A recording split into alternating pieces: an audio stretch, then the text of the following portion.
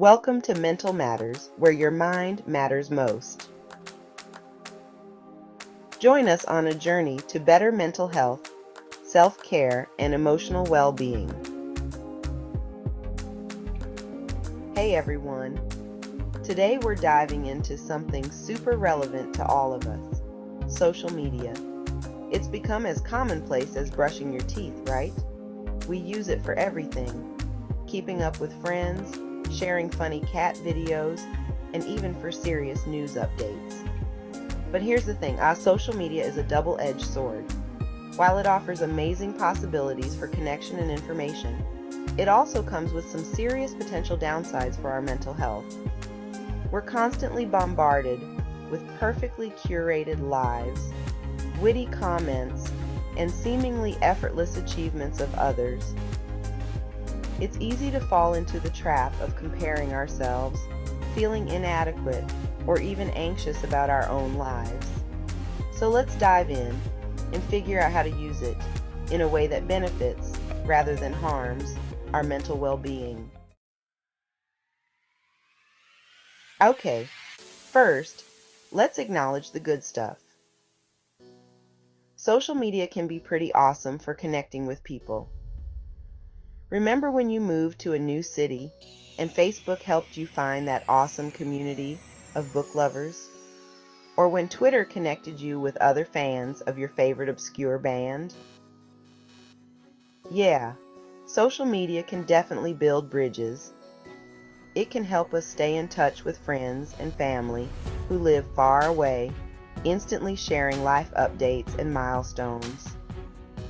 It can also provide a platform for finding support and connecting with others who share similar interests or experiences. Think about it. Social media helped fuel social movements, allowing marginalized voices to be heard and amplified. So yeah, social media can be a beautiful thing when it comes to connecting with others. Alright, let's talk about the elephant in the room, the comparison game. Social media has become a highlight reel of everyone's best moments, carefully curated to showcase only the positive. We see perfectly filtered photos, gushing relationship updates, exciting travel adventures, and it's easy to fall into the trap of thinking everyone else's lives are just so much more perfect than ours. This constant comparison can be a major buzzkill for our mental health. It can lead to feelings of inadequacy, self-doubt, and even depression.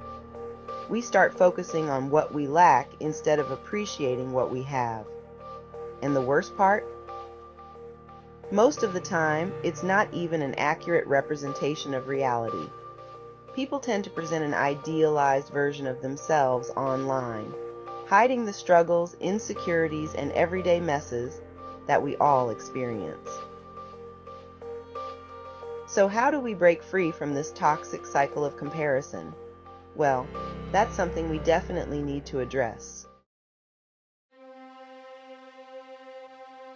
Have you ever noticed how good it feels to get a notification that someone liked your post or commented on your photo? That, my friends, is the dopamine loop in action.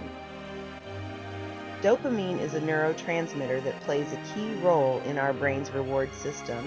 In social media, platforms are designed to trigger it repeatedly. Every time we get a like, a comment, or a new follower, our brain gets a little hit of dopamine. It feels good, so we crave more. We start checking our phones more often, posting more frequently, seeking validation through those little red notification badges. It becomes an addictive cycle, and breaking free can be surprisingly difficult. Sleepless and stressed. The blue light blues. How many of us scroll through our phones in bed, right before trying to sleep? That blue light from our screens is a major sleep saboteur. Blue light suppresses melatonin, a hormone that regulates our sleep-wake cycle. It tells our brains to stay awake even when our bodies are exhausted. This disruption can affect our mental health. Chronic sleep deprivation is linked to stress, anxiety, and difficulty concentrating. Creating a healthy sleep hygiene routine is crucial. Fear of missing out, FOMO, and isolation. The paradox of connection. Here's a cruel irony. Social media designed to connect us can sometimes make us feel more isolated. How? Enter FOMO, the dreaded fear of missing out. We see our friends hanging out without us, colleagues attending exciting conferences, and influencers living their best lives in exotic locations. It can create a nagging feeling that we're somehow missing out on experiences, opportunities, and connections that others are enjoying. This constant bombardment of curated experiences can make our own lives seem dull and inadequate. So how do we break free from this paradox of connection? Well, it starts with recognizing the illusion, stepping back from the digital noise, and prioritizing real-life connections that nourish our souls. Taking back control. Tips for mindful scrolling. We've covered a lot of heavy stuff, but don't worry, it's not all doom and gloom. We can mitigate the negative impacts of social media. Be mindful and intentional about usage. Set some boundaries. Limit your daily social media time. Use apps to track your usage. Unfollow accounts that trigger negative emotions. Schedule digital detox periods. Prioritize real-life connections. Finding your balance. Social media and mental well-being. So there you have it. Social media is a powerful tool, capable of both connecting and isolating us, inspiring and overwhelming us.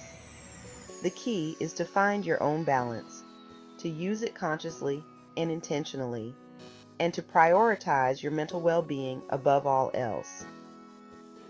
Remember, you are not alone in this journey.